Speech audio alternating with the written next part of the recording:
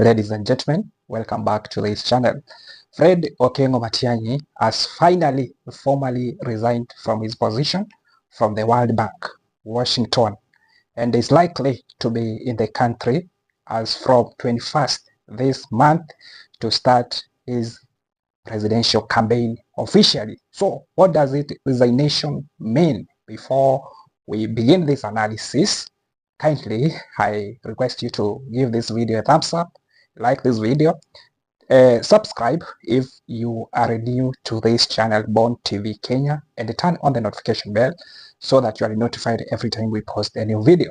In the last month, in fact mwezi wa nne, Fred Matiang'i alirejea nchini Kenya so that aweze kupima ground iko namna gani, and he came and he was received during his homecoming. Mnakumbuka earlier May, that's last month, he was warmly received at his home, Kisii County. In fact, he asked the people of Kisii County, munataka nifanye namna gani? Nimesikia rumors ya kwamba munaniita, Wakenya wamelia ya kwamba wanataka uongozi bora na maweza kunipigia, wengine kunitumia ujumbe, Matiang'i uko wapi, weze kuiokoa taifa hili.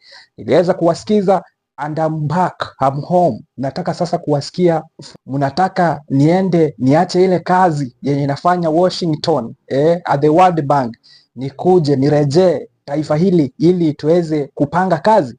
Kisii ama umati kasema kwamba ndio tumeweza kukuita na tunaweza sikia poa tu ukirudi uweze kutuokolea nchi yetu. And Matiang'i said that is going to America, to Washington to formally resign, kwa sababu alisema kwamba njia ya heshima kuacha mtu ni kumwambia kwamba mimi asante sana kwa kunipea kazi, wakati wa kwenda nchi yangu ili kusaidia pia yaliomo kule taifa langu. And Matiang'i actually did so, but before that he was alireceived critics sana, especially kwa wenye wanampinga, especially from the President William Ruto's camp. People like Silvanus Osoro actually criticized Fred Matiang'i, saying that the guy is in the country, probably he came to visit his parents and is going to he's going back to America. The guy won't resign. In fact, he's going to come back in 2027, maybe to join our government. And few believed in him, few didn't, and we are just waiting to see the strategy of Fred Matiang'i. In fact, after some weeks tulimuona akiwa kule wa Mnyoro wakipanga mambo na wale wa viongozi wa upinzani, akiwemo Kalonzo Musyoka, akiwemo Rigathi Gachagua, Martha Karua, Eugene Wamalwa na wengine. In fact, a week later Rigiji alikuja kwa vituo vya vinaoongea kwa lugha ya Kikisii na akapeana condition for him to support Fred Matiang'i. Number one condition he gave is that Fred Matiang'i must resign formally from his position in the World Bank. But we didn't know how soon the guy was going to resign, how the duration. He said if Fred Matiang'i is keen about the presidency, his chances of presidency, the guy must show seriousness. And one way to show seriousness is by formally resigning as soon as possible. Indeed, and it happened. And then on May 30th, last month, Fred Matiang'i submitted his resignation letter, which was approved. And he has announced that he will be back to the country as from 21st June 2025, this month. So what does it mean?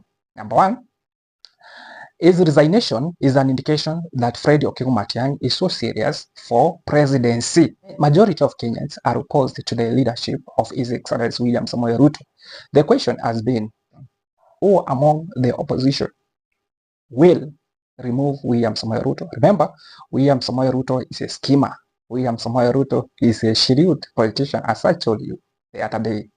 So, if William Samoei Ruto managed to win the presidency from just an outsider, he defeated the whole deep state, including the same guy, Fred Matiang'i, the sitting president, the opposition, the opposition leader Raila Amolo Odinga, who were popular then from outside, he managed to defeat them. Je, anaweza tolewa kirahisi? Who among the opposition, among Rigiji, Kalonzo Musyoka, Fred Matiang'i, Eugene Wamalwa, Martha Karua. And the name of Fred Okengo Matiang'i emerged the top. Why? Fred Okengo Matiang'i is appealing to majority of Kenyans. I told you there is a certain community called Gen Zs. And during 2024-2025 finance bill protest, the name of Fred Okengo Matiang'i emerged, and it was actually highly proposed by Gen Zs. Walikuwa wanasema kwamba mwokozi tu tunategemea aje ni Fred Okengo Matiang'i. So Fred Okengo Matiang'i is appealing particularly to this particular group, Gen Zs. Fred Okengo Matiang'i is a performer, is a no-nonsense man. When assigned any responsibility, the guy has demonstrated that he can perform, he can deliver. Under various dockets, Fred Okengo Matiang'i was assigned by the former president Uhuru Muigai Kenyatta. Fred Okengo Matiang'i has demonstrated Fred Okengo Matiang'i has demonstrated that he can perform under the Ministry of ICT, the Ministry of Communication. Fred Okengo Matiang'i brought reforms in that ministry. You remember migration from analog to digital. We are just enjoying digital world courtesy of one Fred Okengo Matiang'i. You remember the televisions by then were switched off just to ensure total migration from analog to digital. Kilazima. Under the Ministry of Education, the guy brought reforms in that ministry. Yes, you can go back and see, especially in 2016, that is when actually it was migrated to the Ministry of Education. It was the first time in the history of Kenya that examinations were credible, and each candidate got what he or she deserved to get. So he brought the reforms. In fact, alijaribu kuvunja cartels in that ministry. And in the Ministry of Interior, you saw what happened.